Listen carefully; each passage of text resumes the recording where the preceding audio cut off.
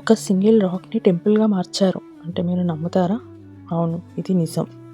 ఈ టెంపుల్ పేరు కైలాస టెంపుల్. మహారాష్ట్రలో ఎల్లోరా కేవ్స్లో ఉంది ఈ టెంపుల్. ఇది నార్మల్ టెంపుల్ కాదు, ఒక ఎంటైర్ మౌంటైన్ని కట్ చేసి బిల్డ్ చేసిన టెంపుల్. ఇంకా మోస్ట్ షాకింగ్ ఫ్యాక్ట్ ఏంటంటే ఈ టెంపుల్ని కింద నుండి కాకుండా పైనుండి చెక్కారు. అలా కార్వ్ చేసేటప్పుడు ఒక చిన్న మిస్టేక్ అయినా కూడా టెంపుల్ స్ట్రక్చర్ మొత్తం కొలాప్స్ అయ్యేది. సింగిల్ అటెంప్ట్లో ఒక చిన్న మిస్టేక్ కూడా లేకుండా రాక్ని టెంపుల్గా మార్చారంటే ఇది చాలా గ్రేట్ విషయం.